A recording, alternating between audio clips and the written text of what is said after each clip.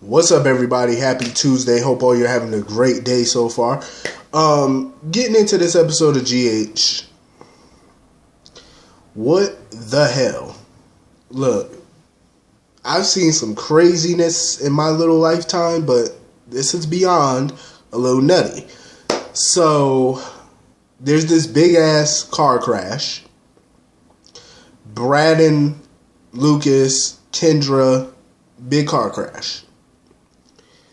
So when Neil and Julian arrived on the scene, thanks to Kristina tracking Alexis's phone, did anybody else notice how long it took Julian to realize that there was a whole nother car there?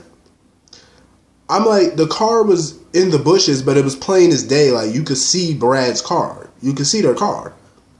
It took them so freaking long to tend to Brad and Lucas. I'm like, if that was me, the good Lord would have just had to take me home. Because for that lengthy amount of time it took them to finally get to them, I'm like, you would have just been dead by that point. Like, come on now. Get on your job. So before Kendra died, she basically told Alexis that death was going to find her or whatever for Kiefer. I have a feeling that even though Kendra's dead, what about the mama? You know, their mother, Kendra and Kiefer's mother. She's still out there somewhere. Y'all better go find her nutty ass and make sure she ain't up to something. I'm just saying, because y'all got too many Bowers. You got one more Bower that's out there, so you might want to go check on her and see what she's up to these days and make sure she ain't out trying to get you. Because now she just lost another one of her children. So who knows if she's going to snap and try to come after you. You know, that whole family was just nutty as all hell. So anyway, Julian, of course, you know, when he noticed that it was Brad inside the car, he was all, you know, oh, Brad, you forced my hand, you made me do this. But he got real scared when he saw Lucas in the car, because that was not a part of the plan. The plan was for him to sabotage the car, but only for Brad to be in the car. I'm like, Julian is so stupid. See, he didn't plan for all of that. You had no plans for Lucas to be in that car, but he was. Now, what if Wiley was in that car? You could have killed that little boy. You know what I mean? Like, you could have had, that little boy could have got hurt if he was in that car. See, Julian didn't think. Julian really didn't think. So now his son is fighting for his life. And you want to know what's funny? Is that when Lucas was in surgery and Brad is in trauma or whatever, Chase noticed that Julian kept asking for updates on just Lucas. He wasn't worried about his own son-in-law. And I think, you know, Chase started to notice that. He was like, so, like, he was just looking at Julian like, so you're not concerned about your son-in-law? Just your son? See, that's another stupid mistake Julian is making. So when Jordan and the other officers examine that scene and they examine that car and they see that the brake lines or whatever were cut, Chase is probably going to think back to this and think how you weren't concerned about Brad, so he's probably going to put two and two together. You know what I mean? Like, Julian, learn how to have a poker face. You know what I'm saying? Like, learn how to do things differently. You should have asked about Brad just to take the suspicion off of you when time comes. Because you know the time is going to come. What I don't understand is, why every time something go down in this damn show, they always got to call the police commissioner first? She ain't no detective. I ain't never in life heard of no crime happening or something going down where you always got to have a lieutenant or a police commissioner on scene. That's what you have officers and detectives for. Or better yet, what about the damn newly elected chief of detectives, Mac Scorpio? Why wasn't Mac there? Mac should have been there. He's the new chief of D's. So why call the police commissioner when you could have called Mac? Just a thought. Or better yet, what about Detective Valerie Spencer?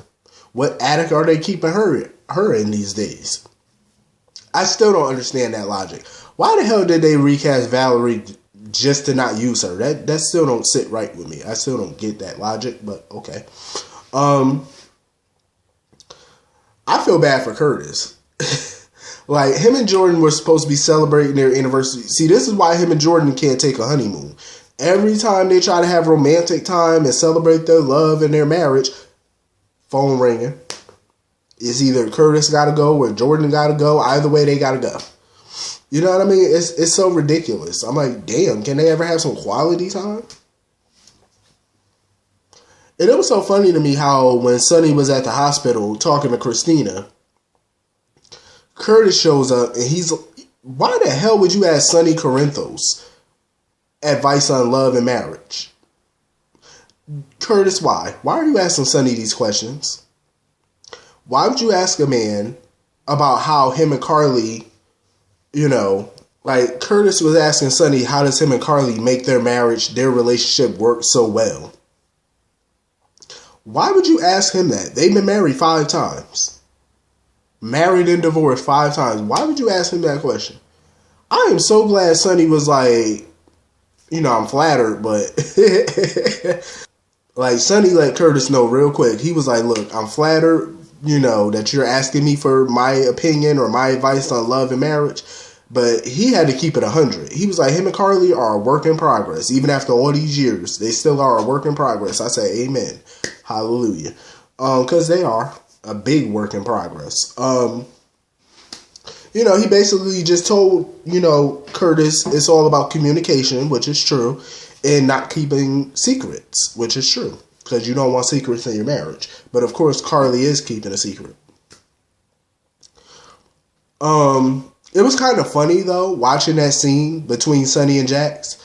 It was like they, you know, Sonny was fishing for information, trying to make it seem like he knew something or he knew Jax's secret. And I'm glad Jax was smart enough not to buy into that. And he asked Sonny directly, what do you think you know?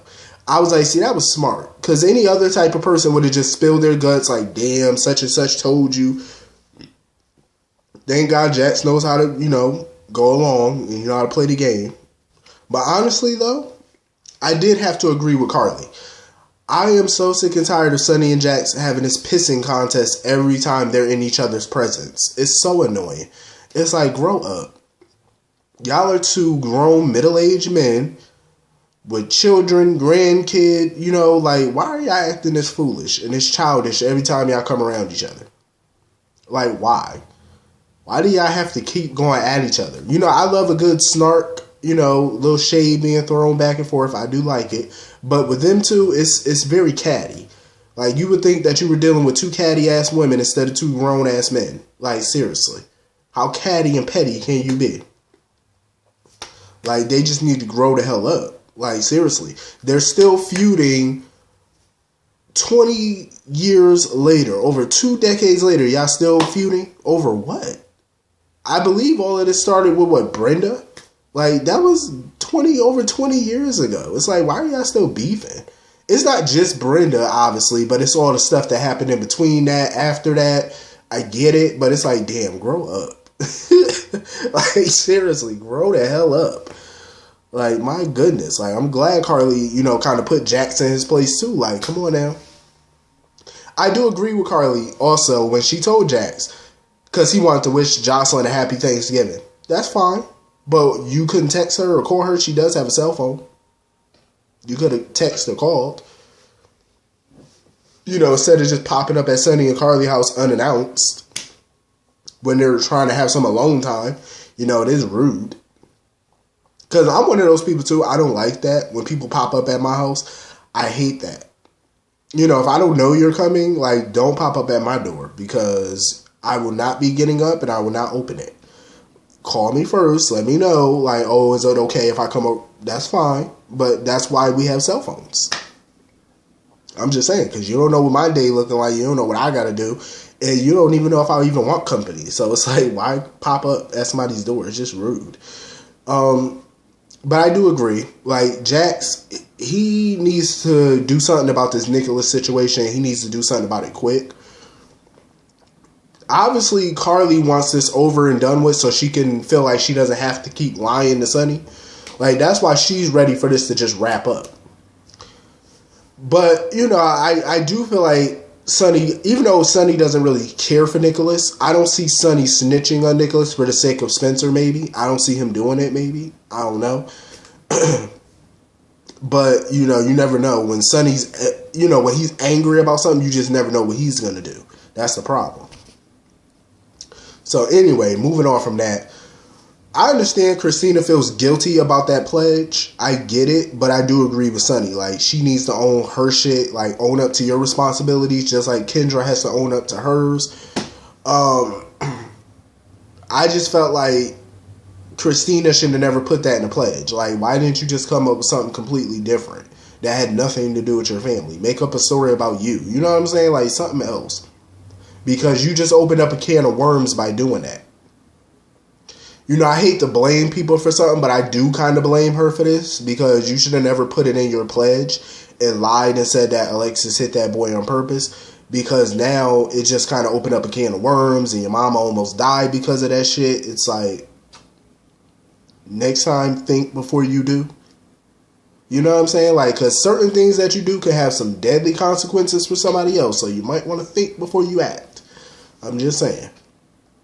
You know, just think. See, Alexis, she's more forgiving. You know, she's like, no, it's not your fault. Well, you're better than me because it is her fault. Not 100%, but, you know, that damn pledge is what got you there. You know what I'm saying? Like, that kind of put that in motion, that whole damn pledge. Like, she should just shut her mouth on that. And maybe you wouldn't have been damn near roadkill. But, you know, you see, that's why I like Neil, though. Because Neil, he wasn't leaving his girl's side, not for a second. He was by Alexis' side. See, I like that. He's attentive. You know, he wasn't leaving his boo's side. Like, I respect it. You know, you got to be by her side. So, anyway, moving on from that. Willow is still freaking out about the possibility of being pregnant. Her and Chase kind of talked about, like, how they would be as parents or something like that. You know, like, he felt like he would be a pushover. And, you know, then Sasha, you know, she called Sasha or whatever when Chase had to leave, because Sasha got her a pregnancy test. Willow is freaking out about the possibility of being pregnant, but also she feels like this is a do-over for her. Because if she is pregnant, this time around, she gets to keep the child, you know, which is totally different from her first pregnancy. I don't know, though. I mean, I think she might be pregnant, but then again, it might be a false alarm. But it's like, Willow needs to just relax, calm down. I understand, you know, the thought of being pregnant, you know, a new child and all that. Of course, you're going to be freaking out. A million things are going to be running through your mind. But it's at the same time, you just got to relax, calm down. Don't freak out until you do the test and get the results and figure it out. I love that Sasha's there for her, being a friend for her, you know, trying to help her through this. I love that. I really do. I think that's pretty dope. But she just needs to relax, release. You know what I'm saying? Like, just calm down and find out if you're knocked up or not. So anyway, that's pretty much the whole episode, though. Hit the comment section. Let me know what y'all thought about today's episode. I will see y'all all later. Have a great day. Peace.